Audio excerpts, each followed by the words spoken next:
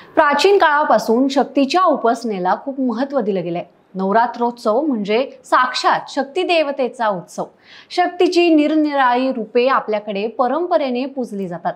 महाराष्ट्रात आदिशक्तीची 3.5 शक्तिपीठे प्रसिद्ध आहेत। कोल्हापूरची महालक्ष्मी माता, तुळजापूरची भवानी माता, माहूरची रेणुका माता आणि नाशिकची सप्तशृंगी माता यांना 3.5 शक्तिपीठे म्हणून संबोधलं जातं। 3.5 शक्तिपीठे म्हणजे ओंकाराचे सगुण रूप आहे।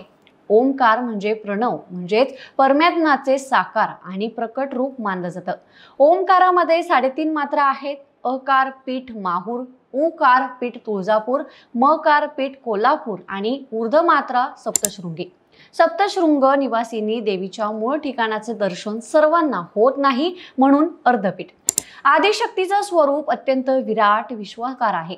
आदिशक्ती नाना प्रकारच्या प्रतीकातून प्रकट होते। आदिशक्तीची काश्मीर, कांची व कामाख्या अशी 3 पीठे आहेत। यांना शक्तिपीठेची 3 मुख्य केंद्रे मानली जातात। या प्रमुख 3 पीठांचा व शक्ती केंद्रांचा ज्यात समावेश केला जातो अशी एकूण 51 शक्तिपीठे भारतात आहेत।